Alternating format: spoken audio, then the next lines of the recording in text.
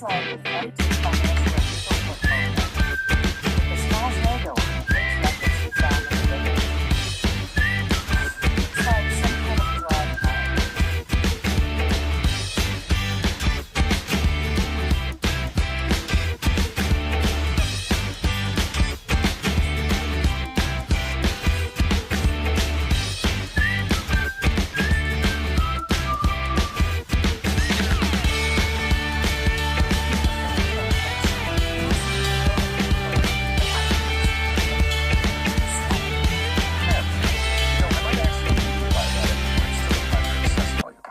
This is Special Agent Gene Huntby of the FBI.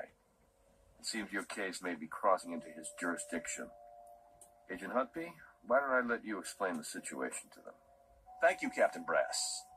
It's my understanding your prime suspect in the arson fire at the Super La Spa is Pedro Baja. Is my information correct? We're looking at him for the arson and a homicide. A young woman by the name of Portia Weissman died in the fire. Is that right? Well, let me explain why I'm here. Are you familiar with La Reina de la Colmena? Unfortunately, as a member of law enforcement, you should be. In Spanish, it means the Queen of the Hive, and it's the alias for a woman named Beatriz Salazar, now the most dangerous drug lord in Mexico. We believe Pedro Baja was in her employ. Okay. So is this the part where you tell us to back off Mr. Baja and let you do your job? No, Ms. Seidel, not at all. I want you to get your man. I want you to get him so bad he'll have no choice but to cut a deal. You see, in the entire universe of La Reina de la Colmena's drug trafficking operation, Baja's just a satellite, a small-time money launderer through those little shops of his. But for some reason, we have him on wiretaps in direct communication with Salazar. The taps themselves are useless because Baja and Salazar communicate in code, referring to things like family, weather, whatever. But why she's talking to him directly instead of through an intermediary, I have no idea. But it's that direct connection that means, if we can bring down Baja, then we have our best shot yet at taking down the Queen of the Hive herself. Agent Huntby has requested the opportunity to keep tabs on us for a while and run this one as a joint jurisdiction. You do your thing, I'll do mine.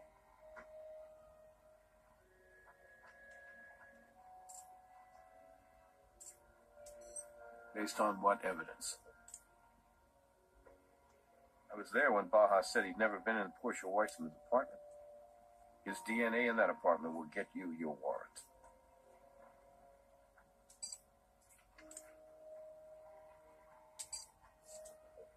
The barber shop.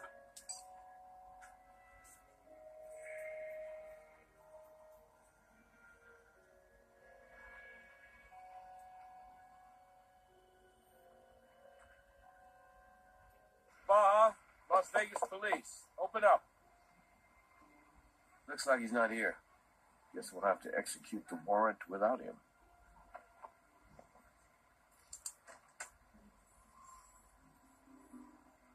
Score one for the lock-picked gun.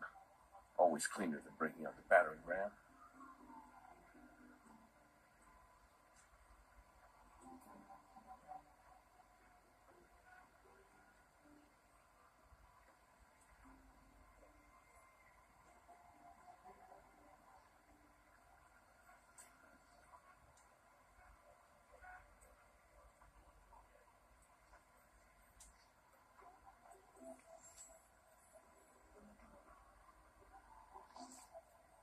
Looks like an empty financial or legal portfolio. With the SPA's logo on it, those records we found in the Vic's oven are just the kind you'd keep in a binder like this.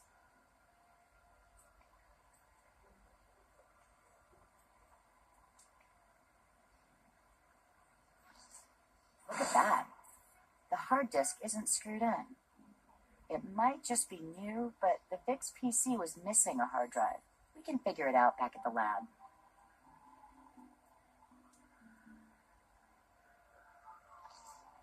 Vegan blueberry muffins.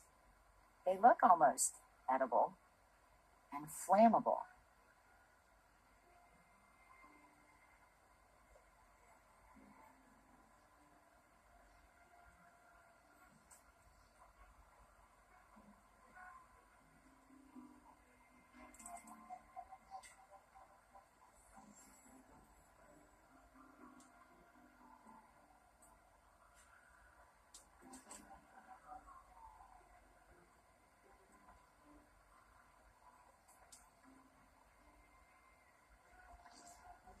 These tax forms claim that Superla Spa was highly profitable.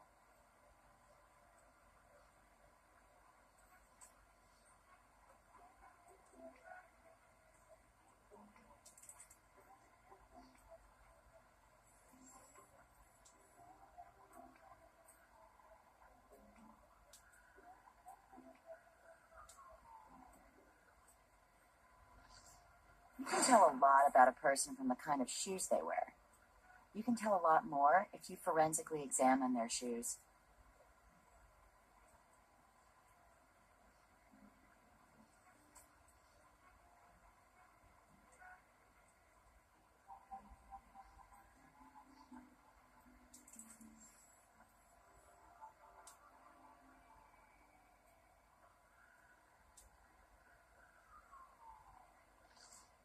I wonder why they need so much acetone. Place is a little too masculine for manicures.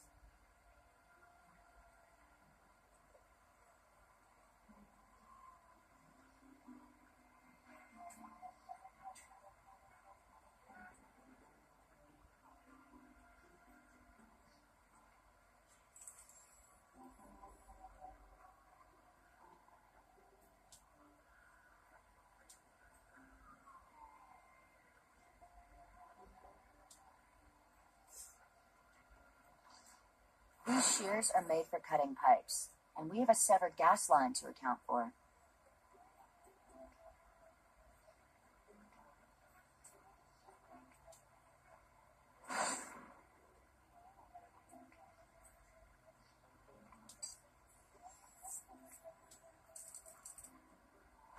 That's a pretty full print. Good clarity on the sample, too.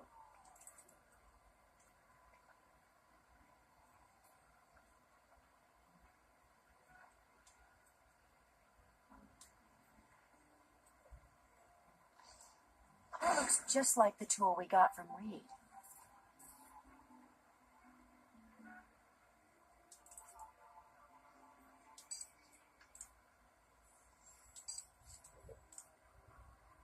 And we collected everything, so now we're gonna go down to the lab.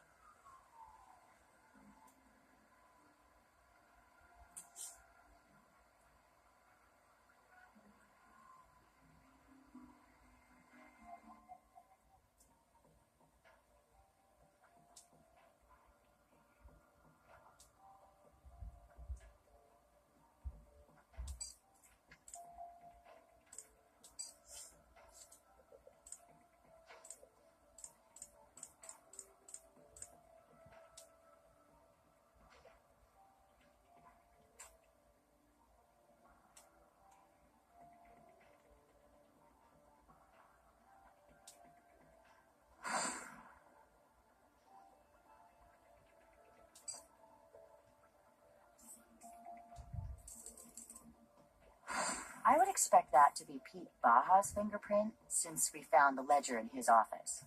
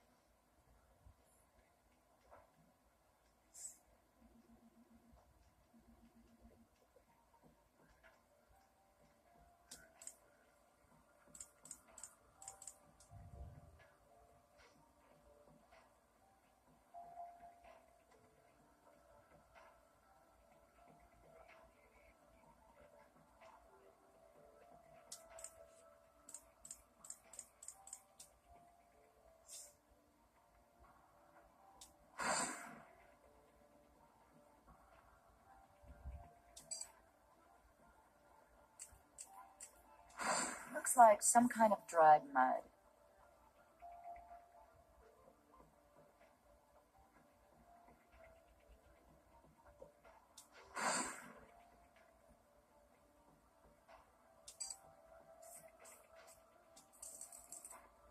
That's just where someone would hold a shoe when putting it on.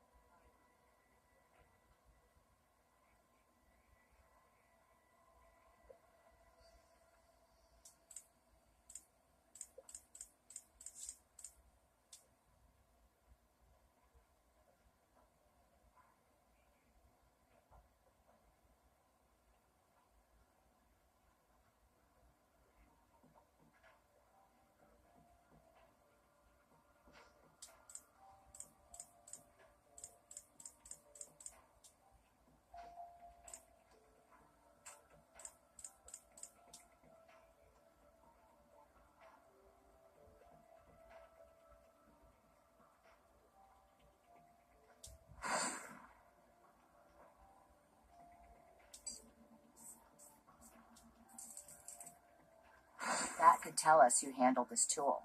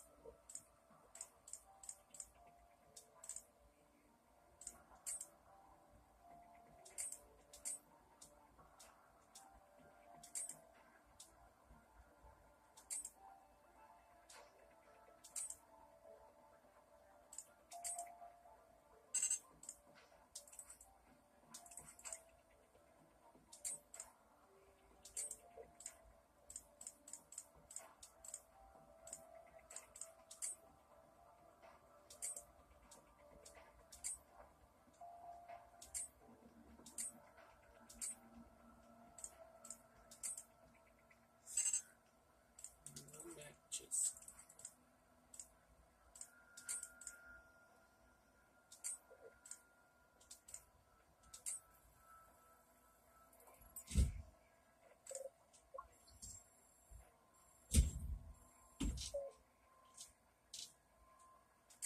What's this?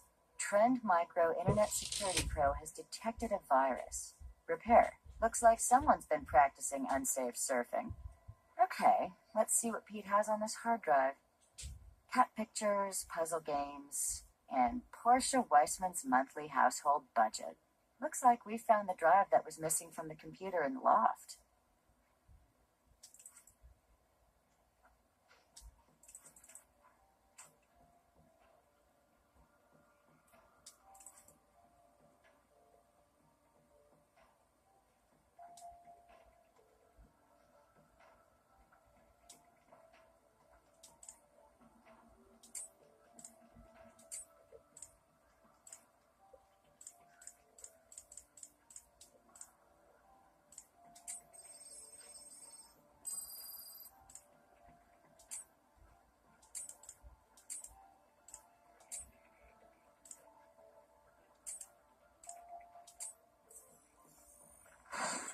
it's a vegan blueberry muffin, just like it said on the package. Factor out the carbon, and the muffin that helped ignite the fire is identical to the ones we found in Baja's office.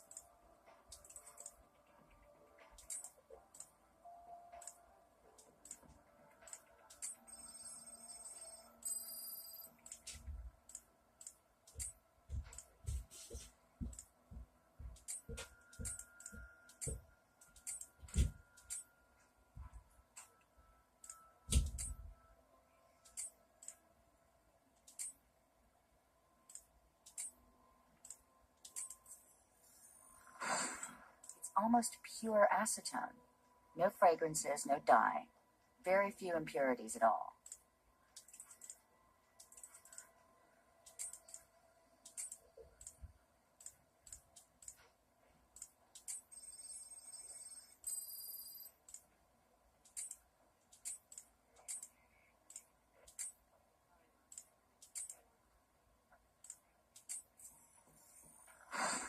More volcanic minerals and acetone.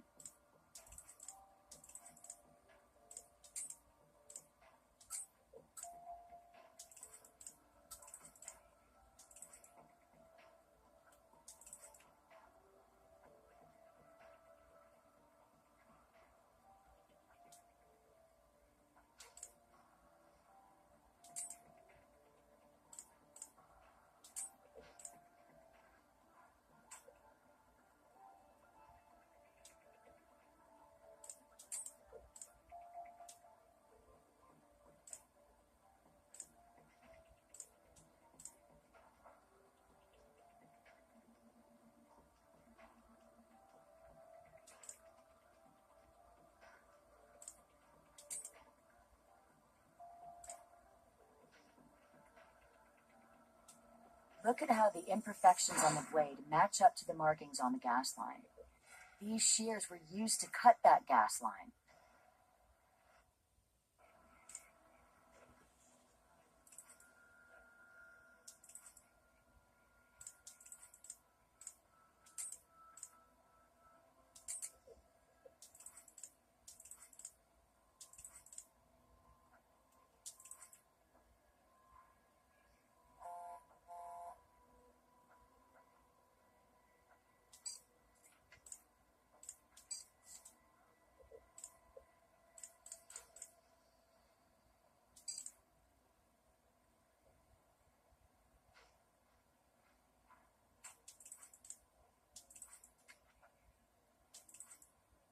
Oh yeah, we've got to compare those. Go here, compare those.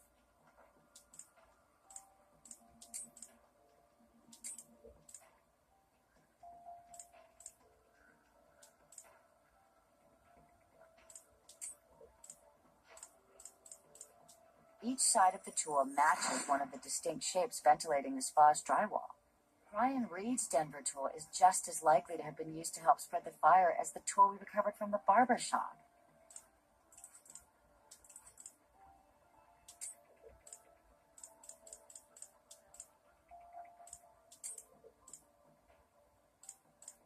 The tool from the barber shop could have been used to break into Portia's apartment.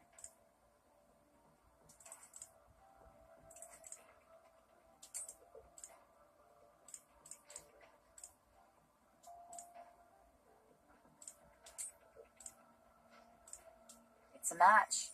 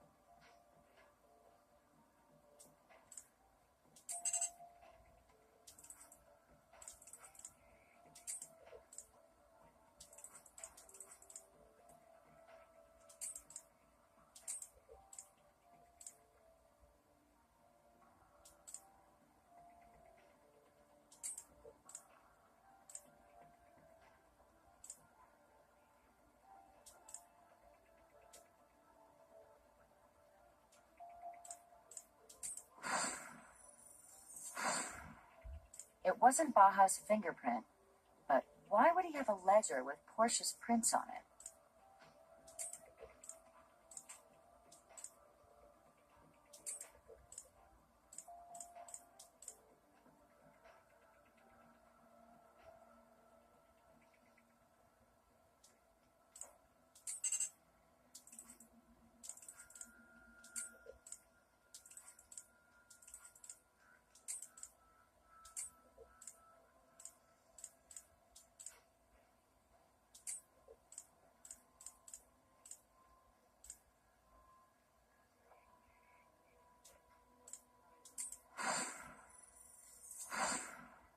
Portia Weissman used this tool. It might be the one Brian Reed told us she was keeping at the spa. Portia kept her Denver tool at the spa, right where Pete Baja could have easily taken it.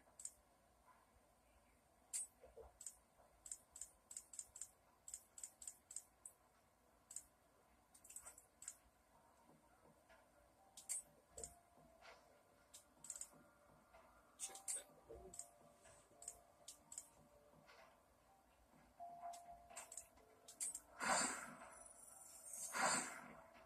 Pete Baja's prints are on the toolbox in his office, which is not exactly a surprise, but it does suggest that the contents are his.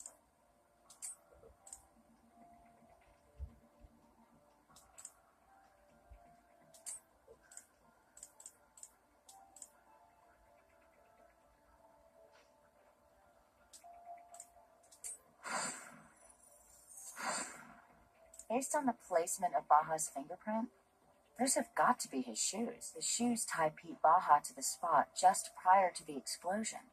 I think we may have enough to nail Baja for starting the fire. The shoes put him in the spa sometime after the acetone was dumped.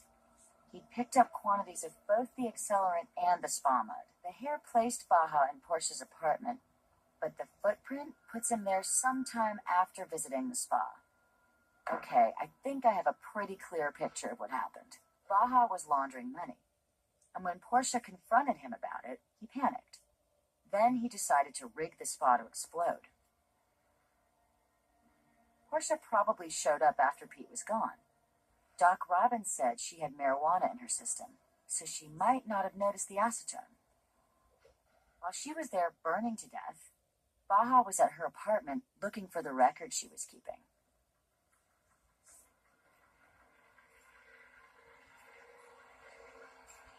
With what we have now, an arrest warrant won't be a problem. Let's go talk to Brass.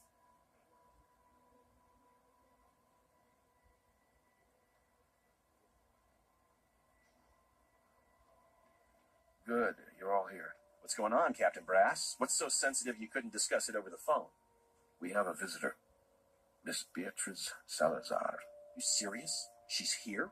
The Queen of the Hive herself just walked in and asked to talk to the CSIs in charge of the Pedro Baja case. Do you mind if I sit in on this one, Captain Brass?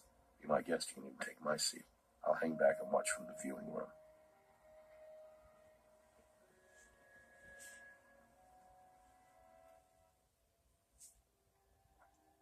Hello, Ms. Salazar. My name is Special Agent. Jean Huntby.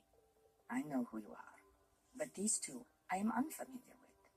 I shall presume you are the ones persecuting my poor, clumsy pedocito. We're not persecuting anyone. The evidence speaks for itself, ma'am. Why are you here? Usually when someone wants to talk to us in this room, they want to confess. So, is there something you'd like to get off your chest, Miss Salazar? You think you're very clever, don't you? Perhaps I know you better than I thought, but I'm here for Pedro. He is family. Family, huh? You know, I might actually be moved by that if you weren't still the primary suspect in the execution murder of your first husband. My husband's murderer remains at large, Agent Huntby. Pedro is from Ayapa, my village in Mexico.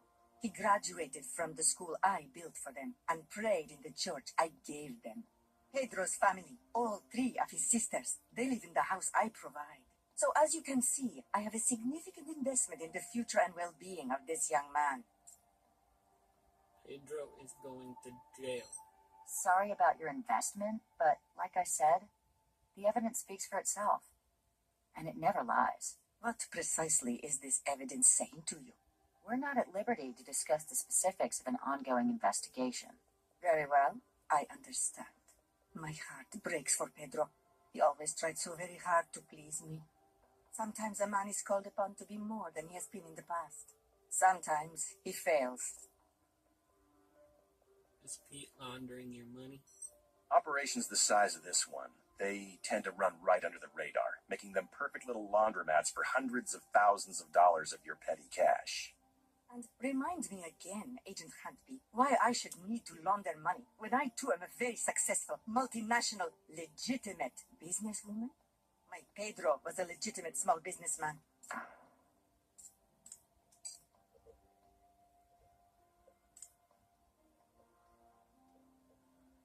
Superla Spa wasn't doing nearly as much business as he was reporting.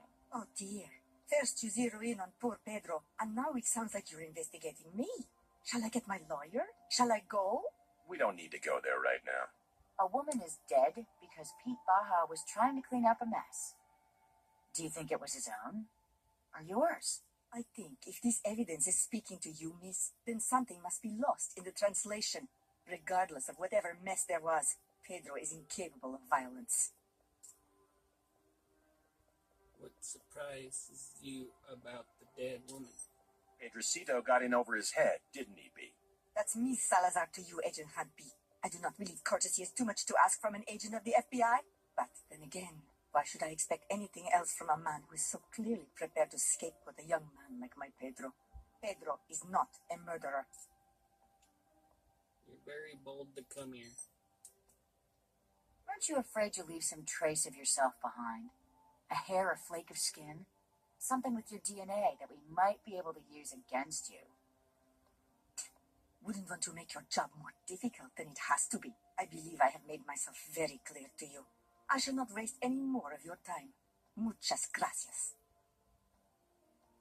What the hell was all that about? I mean, what'd she think she was going to accomplish? Hey, about that arrest warrant for Baja. Nevada Highway Patrol was able to track him down. The bad news is, he's dead. I need you to meet me at the barber shop. See you there.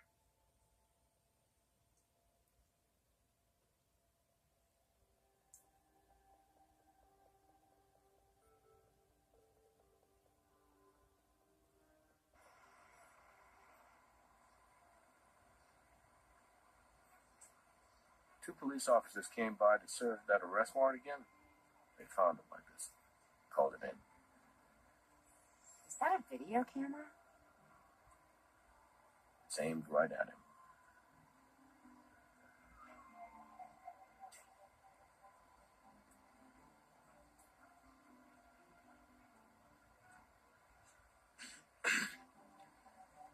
My name is Pedro Baja. I'm an embezzler and a murderer. I set fire to the Superla Spa in order to cover up the fact that, for some time now, I have been fraudulently reporting its earnings.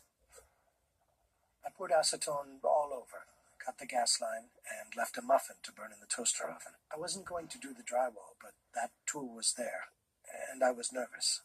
I swear to God, the place was empty when I rigged it to go up. I didn't know. How could I know that Portia would come by in the middle of the night? I even went to her apartment to talk her into giving me the records she told me about. When she wasn't there, I broke in. It was made crystal clear to me that I needed to get the records, but I never found them. I know it's small comfort, but I apologize to her family and to anyone close to her. I'm so sorry for taking her away. Sometimes a man is called upon to be more than he has been in the past. Sometimes he fails. Please, tell my sisters this. I made a deal with the devil to keep you safe, to give you a better life. I beg you to remember me if you are ever tempted to make a deal of your own. So it's come to this. Goodbye.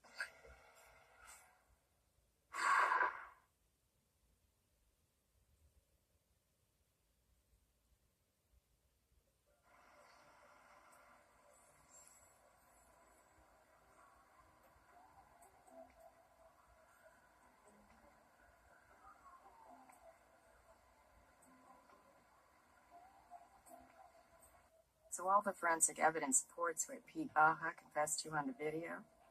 Yes, it does. But Pete Baja's confession wasn't for us, was it? Neither was his suicide. I think he was trying to make amends. To his queen. Well, this case may not have resolved itself the way Agent Huntby had hoped. Now he'll have to find another way to trap Salazar. But regardless, you guys did some very good work on this one. Speaking of good work, I'm glad you didn't have to arrest Brian Reed. I was reviewing his service record, and despite the disciplinary actions, he was a very brave firefighter. Won a Medal of Valor for saving a gymnasium full of high school kids. It's a shame what happened to him. He certainly deserves a second chance. You know what? I think the deputy fire chief just might owe me a favor.